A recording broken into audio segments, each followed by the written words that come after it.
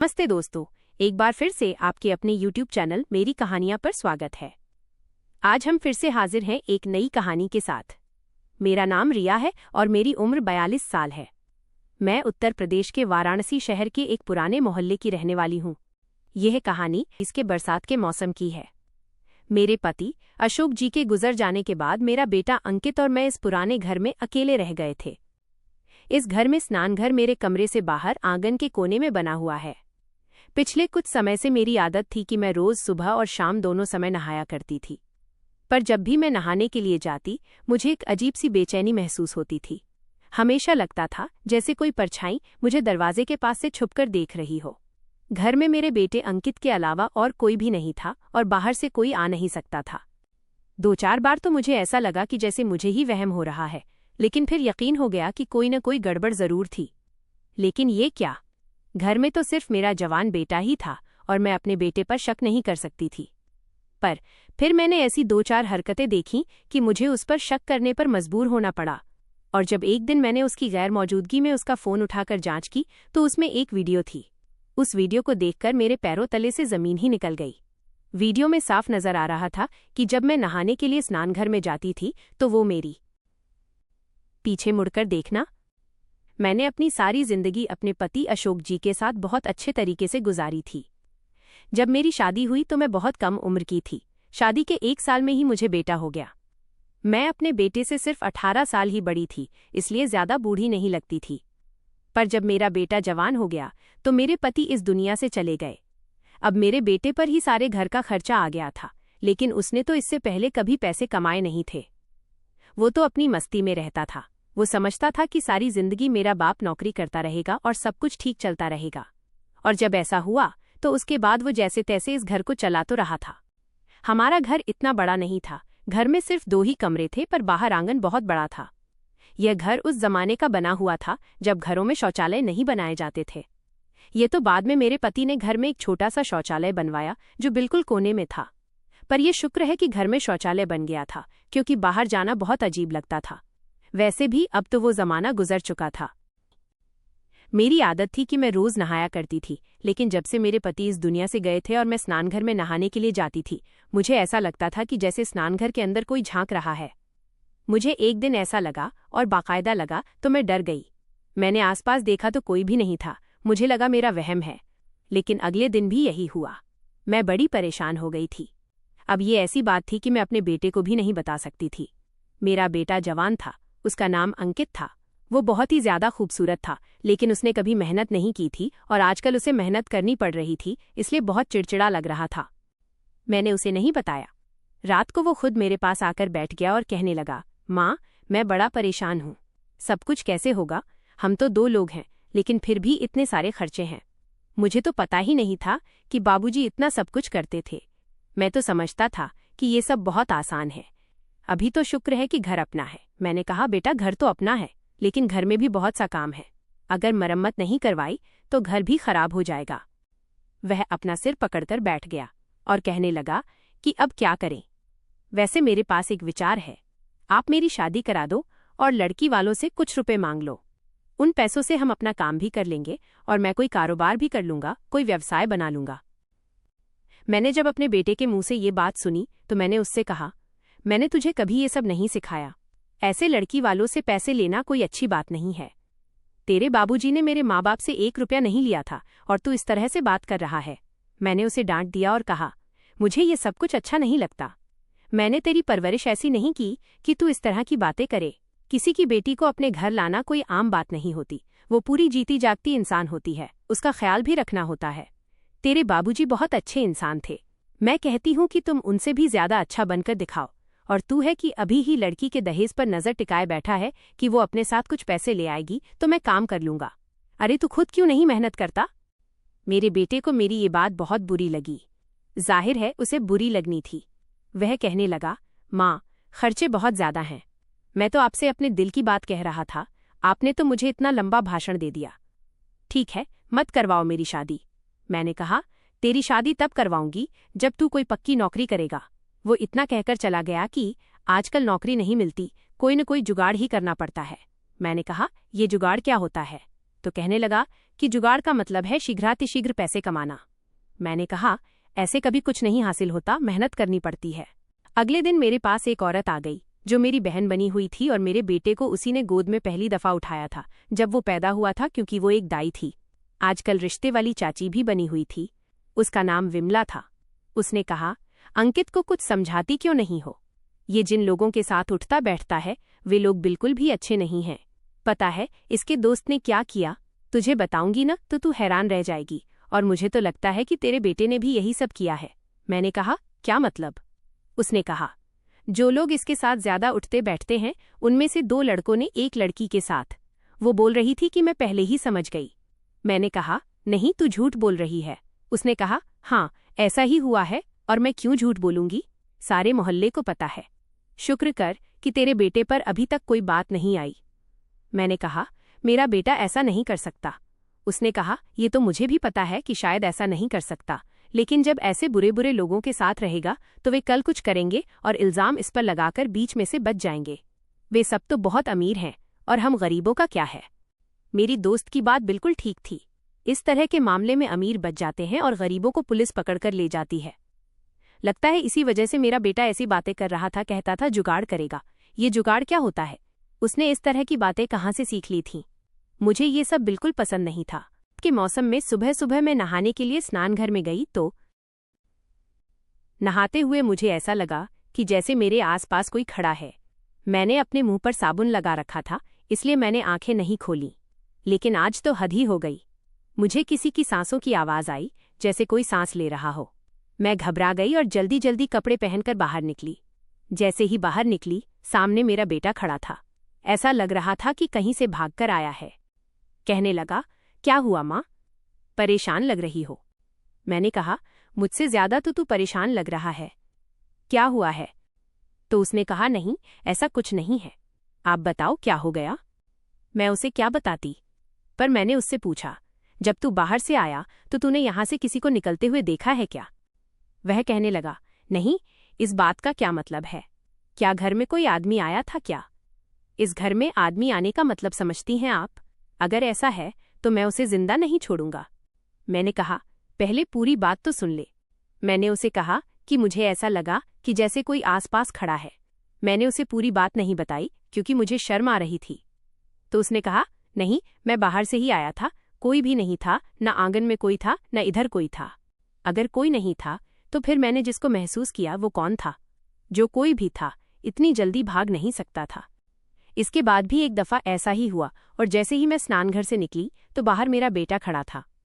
ऐसा क्यों होता था कि मुझे साफ महसूस होता था कि कोई मुझे देख रहा है, और फिर बाहर मेरा बेटा ही खड़ा होता था? इस घर में मेरे बेटे के अलावा और था ही कौन? पर मेरा बेटा ऐसा कैसे कर सकता था? मुझे ऐसा लगता था कि जब मैं नहाती हूं तो कोई मुझे देखता है, लेकिन मेरा बेटा ऐसा क्यों करेगा? वो तो मेरा अपना बेटा था। मेरे दिमाग में ये बात तब तक नहीं आई जब तक मेरी दोस्त ने एक कहानी नहीं सुना दी। वो यही करती थी, उसके पास सारे मोहल्ले की खबर होती थी। वो एक दिन मेरे पास आई और कहने लगी, तुझे पता है, वो जो सुमन है ना, उसकी 20 साल की जो बेटी है ना, कविता, उसकी वीडियो वायरल हो गई है। मैंने कहा, कैसी वीडियो? तो कहने लगी कि वही वीडियो जैसी आजकल वायरल होती है तो धूम मचाती है। मैंने कहा, ये तो बड़ी बुरी बात हुई। वीडियो किसने वायरल कर दी? तो वो कहने लगी, अगर तुझे बताऊंगी ना कि उसकी वीडियो किसने वायरल की है तो तू भी पागल हो जाएगी। मैंने कहा, बताओ। तो उसने मुझे ऐसी बात बताई कि मैं हैरान रह गई। सोचने लगी कि ये समाज किस तरफ जा रहा है। उसने कहा, उसकी वीडियो उसके पति ने वायरल की है और दोनों आपस में मिले हुए हैं। वीडियो बेची है उन्होंने, लाखों रुपए लिए हैं। कह रहे थे कि कुछ दिन बाद लोग भूल जाएंगे, हमसे कोई पूछेगा तो हम कह देंगे कि वीडियो नकली है। मैंने कहा, इतनी अंदर की बात तुझे कैसे पता चल गई? वो कहने लगी, ये छोड़, ये अंदर की बात है या बाहर की, लेकिन ये देख कि किस तरह की हरकतें हो रही हैं आजकल। एक पति अपनी पत्नी की वीडियो को वायरल कर रहा है सिर्फ पैसे कमाने के लिए। तुझे नहीं लगता कि ये समाज पता नहीं किस तरफ जा रहा है? हमें तो अपने बच्चों को संभाल कर रखना चाहिए। उसकी एक जवान बेटी थी जिसकी शादी वो मेरे बेटे से करवाना चाहती थी, लेकिन वो साथ ये भी कहती थी कि पहले अपने बेटे का कोई पक्का काम लगवा। उसकी बेटी का नाम निशा था और मुझे भी वो बहुत अच्छी लगती थी। मैंने एक दफ़ा अपने बेटे से बात की थी तो उसने कहा था कि लड़की तो बुरी नहीं है, लेकिन ये जो आप कह रही हो कि उसकी माँ ने शर्त रखी है, मुझे इस तरह की हरकतें नहीं पसंद। वो भी तो हमारी तरह गरीब है, किसी अमीर घर से बेटी लेकर आनी चाहिए। मैं उसे मना करती थी कि ऐसी बातें न किया कर। गरीबों के घर में गरीबों की बेटी रहती है, अमीरों की बेटियां गरीबों के घर में गुजारा नहीं करती। मुझे एक बात की समझ नहीं आती थी कि मेरा बेटा इतना लालची कब से हो गया था। उसके दिमाग में ऐसी बातें क्यों आती थीं कि लड़की आएगी तो 7 पैसे लाएगी, मैंने किसी गरीब की बेटी से शादी नहीं करनी। मैंने उससे कहा कि तुम कोई अच्छी सी नौकरी तलाश करो तो मैं तुम्हारी शादी निशा से करा दूंगी, लेकिन ज्यादा वक्त मत लगाना, क्योंकि वो भी जवान है और तुम भी, और लड़कियों की शादी जल्दी करवा देनी चाहिए। उसकी माँ उसकी शादी जल्दी करवाना चाहती है। अब तो बाबूजी भी इस दुनिया से चले गए, अब तुझे ही सब कुछ करना है। तो अच्छा है ना कि कोई नौकरी कर ले। मेरा बेटा कहने लगा, नौकरी नहीं मिली है, लेकिन एक काम मिला है जिसमें बहुत सारे पैसे हैं, पर काम थोड़ा गलत है। मैंने कहा, क्या मतलब? कौन सा काम है? और तू ऐसे क्यों कह रहा है कि थोड़ा गलत है? ये थोड़ा गलत क्या मतलब होता है? जो गलत होता है वो पूरा ही गलत होता है। मेरे बेटे ने कहा, माँ, आपको बताकर मैं पछता रहा हूँ। ऐसी बात नहीं है, बाद में आपको बताऊंगा। और वो कहीं चला गया। मैं सोचती रही क्या बात कर रहा था। मेरा तो दिल बैठ गया, क्योंकि आजकल इस तरह की हरकतें बहुत ज्यादा हो रही थीं। किसी भी जवान लड़के या लड़की को अपनी बातों में फंसाना कोई बड़ी बात नहीं थी। हमारा मोहल्ला बहुत बड़ा था, इसमें बहुत सी कहानियां होती थीं और मेरी दोस्त को हर कहानी की खबर होती थी, इसलिए वह मुझे बातें बताती रहती थी। और मैं परेशान रहती थी कि मेरा भी एक जवान बेटा है, कहीं कल को कुछ कर न बैठे। जैसे उसने ये बात बताई कि पति ने अपनी पत्नी की वीडियो को वायरल किया, वैसे ही मुझे भी ऐसा लगता था कि कोई मेरे साथ ऐसा कैसे कर सकता है। अगर मैं नहा रही हूं तो कोई मुझे क्यों बार बार देखेगा? कहीं ऐसा तो नहीं था कि कोई मेरी वीडियो बना रहा था और मुझे पता ही नहीं था। ये सोचकर ही मेरा दिल बैठ गया था। मैंने सारी जिंदगी अपने पति के साथ बड़े अच्छे तरीके से गुजारी थी। मैं एक शरीफ औरत थी, और अब अगर इस उम्र में मेरे साथ कुछ ऐसा हो जाता तो मैं क्या करती? और अपने जवान बेटे को अगर यह बताती और उसे पता चल जाता कि ये सब कौन कर रहा है, तो वो जवान था, जज्बाती था, उसने भी कुछ करना था, उसने भी आराम से नहीं बैठना था। मैं जब ये सोचती थी तो बहुत डर जाती थी। ये शौचालय बिल्कुल कोने में बना हुआ था और पीछे गली की ओर इसकी दीवार एक ही थी, और इसमें एक बहुत बड़ा सा रोशनदान भी था जिसके ऊपर कुछ नहीं लगा हुआ था, लेकिन वो इतना ऊंचा था कि वहां से कुछ नजर नहीं आता था, इसलिए हमने उसके ऊपर न तो कभी कोई कपड़ा लगाया और न ही कोई जाली। लेकिन अब मेरा दिल परेशान था, तो मैंने नहाने से पहले उस रोशनदान के ऊपर अपना दुपट्टा डाल दिया, बस ऐसे ही लगाया कि कोई ना। लेकिन वहां तक पहुंचने के लिए तो किसी को किसी ऊंची सी चीज पर चढ़ने की जरूरत थी। गली बहुत ऊंची थी, हमारा घर नीचे था। इतनी मेहनत कौन करता है, वो भी एक बूढ़ी औरत के लिए? वैसे मैं इतनी भी बूढ़ी नहीं थी, अभी तक मेरी उम्र 42 साल भी नहीं हुई थी। बेटा मेरा जवान था और मैं उसकी शादी करना चाहती थी। मैंने कपड़ा लगा दिया और जब मैं नहाकर बाहर निकली तो ये देखकर हैरान रह गई कि कपड़ा अपनी जगह से हटा हुआ था। अब तो मुझे अजीब सा ही महसूस होने लगा।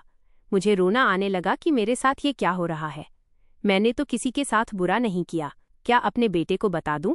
अब बात ऊपर निकल चुकी थी। इसका मतलब कि कोई न कोई था जो मेरे साथ ये सब कर रहा था। पर यह बात भी तो सोचने वाली थी कि किसी बाहर के आदमी को ये कैसे पता कि मैं किस समय नहाने जाती हूँ। मैं रोजाना एक समय पर नहाने तो नहीं जाती थी। कभी कभी मैं सुबह नहा लेती थी, कभी दोपहर को और कभी खाना बनाने के बाद। और आजकल बरसात का मौसम था तो एक दिन में 2 बार भी नहा लेती थी, क्योंकि मुझे बहुत ज्यादा उमस लगती थी और मुझे साफ सुथरा रहने का शौक था। होता है कुछ लोगों को शौक तो बार बार नहाते हैं, अपने आप को संवार कर रखते हैं। बरसात के मौसम में 2 बार भी नहा लेना कोई ऐसी वैसी बात तो नहीं है। उमस इतनी होती है तो 2 बार नहाने का दिल करता है, इसलिए मुझे ये बात की तो समझ नहीं आ रही थी। फिर सोच लिया कि बेटे को बता ही देती हूँ। मैंने उसे यूं तो नहीं कहा कि मुझे पक्का यकीन है, पर मैंने उसे कहा कि मुझे ऐसा लगता है कि जब मैं नहाने जाती हूँ तो कोई देखता है, और मुझे शक है कि रोशनदान की तरफ से देखता है। मुझे लगा था कि मेरा बेटा पागल हो जाएगा कि कौन है वो, मैं पता करता हूँ, नहीं छोड़ूंगा उसे। पर उसने कहा कि कोई बात नहीं है, आपको ऐसे ही लग रहा होगा, इस बात को छोड़ें, परेशान होने की जरूरत नहीं है। कौन है जो ऐसी हरकत कर सकता है? आप छोड़ें। उसने इस बात को इतना सामान्य लिया, मैं हैरान रह गई। इस सब की उसने जैसा रिएक्शन दिया था, मुझे इसकी उम्मीद नहीं थी। वो तो बड़ा गुस्से वाला था, और अपनी माँ के मामले में अगर कोई इस तरह से बात हो तो बेटे को गुस्सा आ जाता है।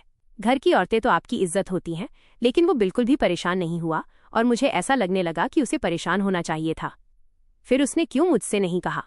मैं उसकी माँ थी और ये बड़ा मामला था, लेकिन वो तो मजे से बैठा था। मैंने भी दोबारा बात नहीं की और सोचा कि खुद ही पता करती हूँ कि आखिर ये सब कौन कर रहा है। मेरे लिए ये आसान नहीं था, लेकिन मैं कोशिश तो कर सकती थी। मैंने अपनी दोस्त विमला को कहा कि मुझे एक कैमरे वाला फ़ोन चाहिए, मैं रिकॉर्डिंग करना चाहती हूँ। उसके पास था फ़ोन, पर मेरे पास नहीं था। उसने कहा कि एक दिन के लिए अपना फ़ोन तुम्हें दे दूंगी, पर पहले मुझे बताओ कि बात क्या है। मैंने कहा कि नहीं, अभी नहीं बता सकती, बाद में बता दूंगी।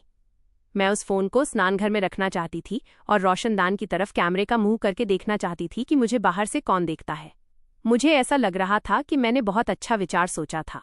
इससे ज्यादा अच्छा विचार हो सकता था। रिकॉर्डिंग भी हो जाती, वीडियो भी बन जाती और पता चल जाता कि हरकत कौन कर रहा है और मेरे पास सबूत भी आ जाता। मैंने अपनी दोस्त से फ़ोन ले लिया और उसे ऐसी जगह पर रखा कि रोशनदान की तरफ कैमरे का मुंह करके रिकॉर्डिंग हो गई। मैंने रिकॉर्डिंग भी कर ली और जब रिकॉर्डिंग देखी तो हैरान रह गई, क्योंकि कोई भी नहीं था उस रिकॉर्डिंग में। मैंने अगले दिन भी ऐसे ही किया, लेकिन उसके बाद उसने अपना फ़ोन मांग लिया और कहा कि मुझे फ़ोन चाहिए, मुझे ज़रूरत रहती है। उसे फ़ोन पर काम होते थे, वो लोगों की बेटियों के रिश्ते करवाया करती थी, इसलिए मैं बार बार उससे फ़ोन नहीं मांग सकती थी। अब हमारे पास इतने पैसे भी नहीं थे कि उस जगह को बंद करवा दें या फिर स्नानघर कहीं और बनवा दें। घर के पहले से ही हालत खराब जा रहे थे। पता चला कि मेरे पति जब इस दुनिया से गए तो उनके ऊपर बहुत ज्यादा कर्ज था। अब वे लोग सामने आ रहे थे और कह रहे थे कि हमें हमारा पैसा चाहिए, और मेरा बेटा सब कुछ कर नहीं पा रहा था क्योंकि उसका कोई पक्का काम नहीं था। मुझे भी सब कहते थे कि उसकी शादी करा दो। बिल्कुल ठीक कहते हैं, जो पैसे दहेज में मिलेंगे उससे ही अपना कोई व्यवसाय कर लेगा। लड़की घर में आ जाएगी, तुम भी अकेली नहीं रहोगी। मेरा बेटा आजकल बहुत परेशान रहता था। एक दिन किसी से फ़ोन पर बात कर रहा था और कह रहा था कि हाँ, आजकल ऐसी वीडियो से लोग बड़े पैसे बना रहे हैं, लेकिन ऐसी वीडियो बनाना आसान नहीं है। वैसे देखा जाए तो एक वीडियो की ही बात है यार, और अगली वीडियो आती है तो लोग पिछली के बारे में भूल जाते हैं। बात तो तेरी ठीक है, लेकिन मैं ऐसा कैसे कर सकता हूँ? मुझे ये सब कुछ ठीक नहीं लगता। मैं उसकी बात सुनकर हैरान रह गई। अब ये कोई फिल्म या कोई नाटक नहीं था कि सीधे सीधे सारी बात हो रही होती और मुझे समझ नहीं आती। कहीं वो वही बात तो नहीं कर रहा था जो मेरे दिमाग में आ रही थी? अगर एक पति पैसे कमाने के लिए अपनी पत्नी की वीडियो वायरल कर सकता है, तो क्या एक बेटा पैसे कमाने के लिए अपनी माँ की वीडियो वायरल नहीं कर सकता? और अगर ऐसा नहीं था, तो फिर ये बातें क्यों कर रहा था? इसके पास करने को और कोई बात नहीं थी, क्योंकि इसे परफेक्ट होना चाहिए था, तो कोई काम भी नहीं था। ये तो एक गाड़ियों के शोरूम पर जाकर काम किया करता था और इसे रोजाना के थोड़े बहुत पैसे मिल जाते थे, लेकिन ये कोई पक्का काम नहीं था। ऐसी बातें क्यों कर रहा था? इसके पास बातें करने के लिए यही विषय रह गया था। जैसे उसने फ़ोन बंद किया, मैं उसके पास गई और मैंने उससे कहा, किससे बातें कर रहे थे? किसकी वीडियो बनाओगे और वायरल करोगे? तुम भी उसे राजन की तरह करोगे क्या, जिसने अपनी ही बीवी की वीडियो वायरल कर दी? मेरा बेटा हैरान रह गया। उसने कहा, माँ, आप कैसी बातें कर रही हो? कहाँ की बात कहाँ से जोड़ रही हो? आपको क्या हो गया? मैं अपने दोस्त से बात कर रहा था, ऐसे ही बात हो रही थी। मैंने कहा, तो फिर मुझे बताओगे वो कौन सी वीडियो की बात कर रहा था कि आजकल ऐसी वीडियो बड़ी वायरल होती हैं? आजकल तो सिर्फ औरतों की वीडियो ही वायरल होती हैं, जिसमें औरतें या तो नाच कर रही होती हैं या फिर कोई और हरकत कर रही होती हैं। देखो, अगर मुझे पता चला कि तुमने भी कोई बुरी हरकत की तो मैं तुम्हें जेल से भी नहीं छुड़ाऊंगी, तुम्हारी जमानत भी नहीं कराऊंगी। उसने कहा, आप कैसी बातें कर रही हो माँ? मैं ऐसी हरकत क्यों करूंगा जिसकी वजह से मुझे जेल जाना पड़े?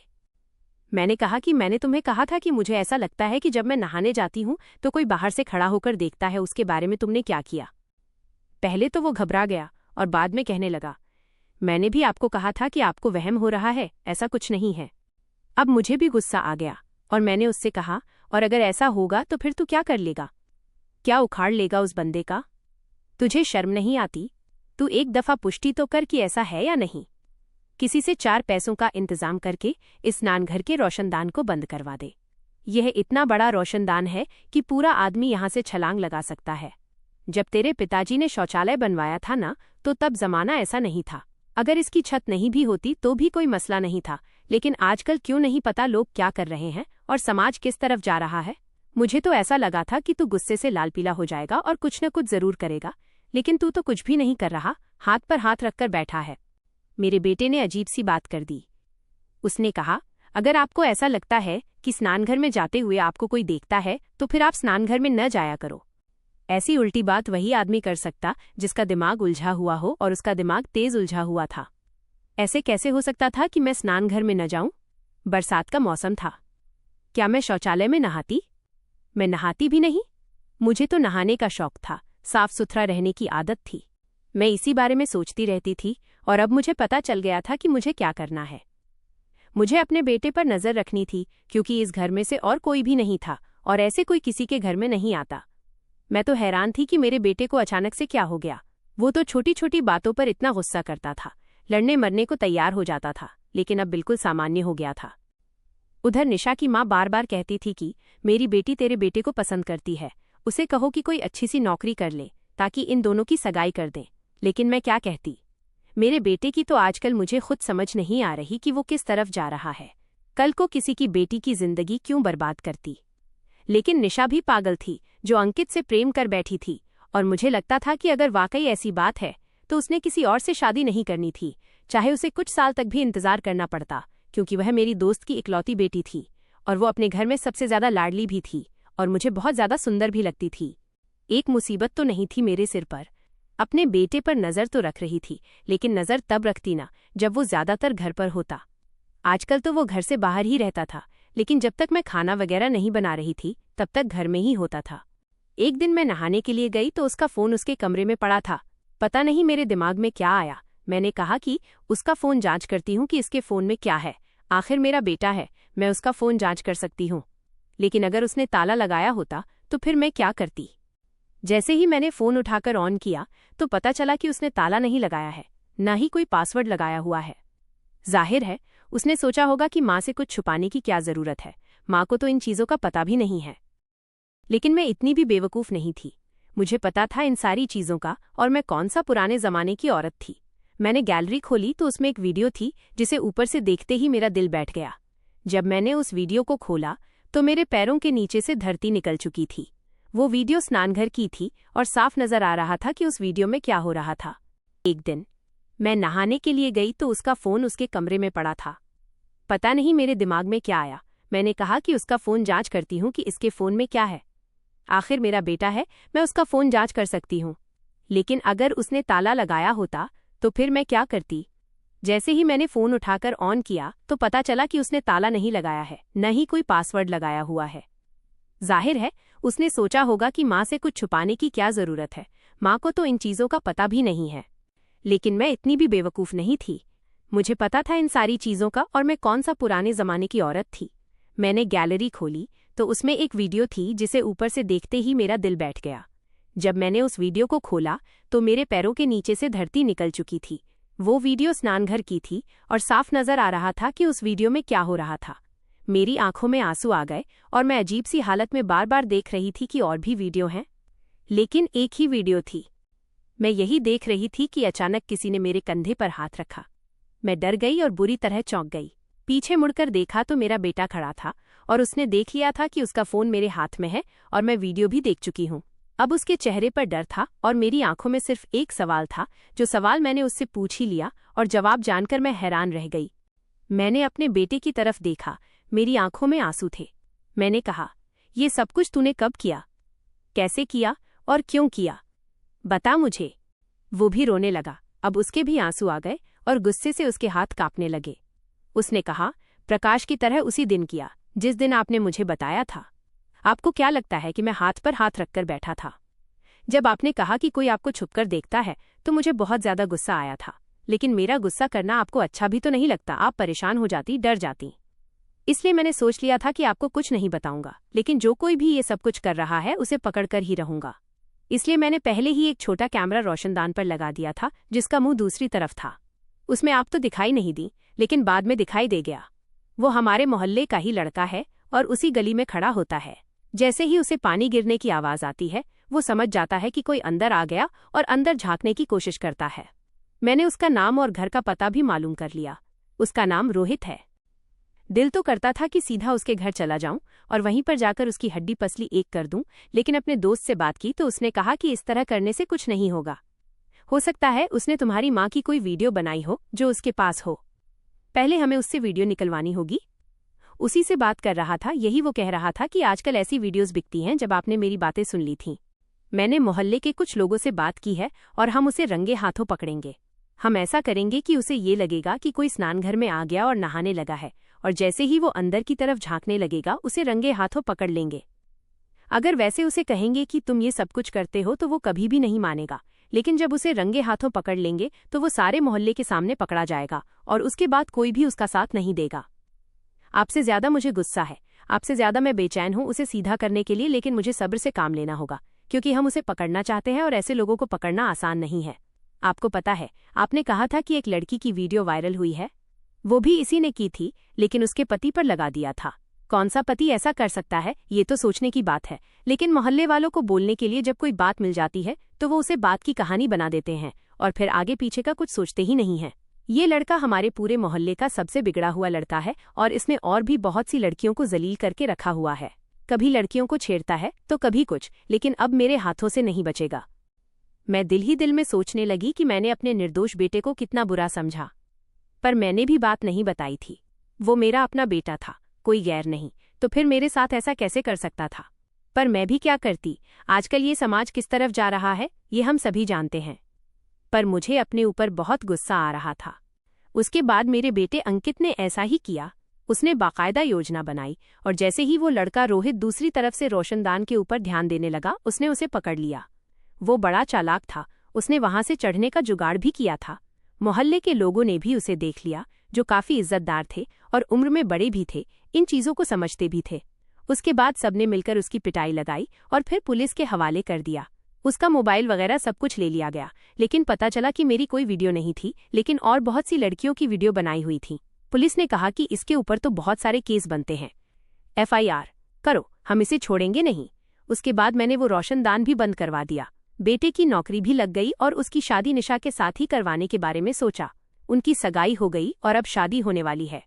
आज जब मैं ये सब याद करती हूँ तो एक गहरी सांस लेती हूँ।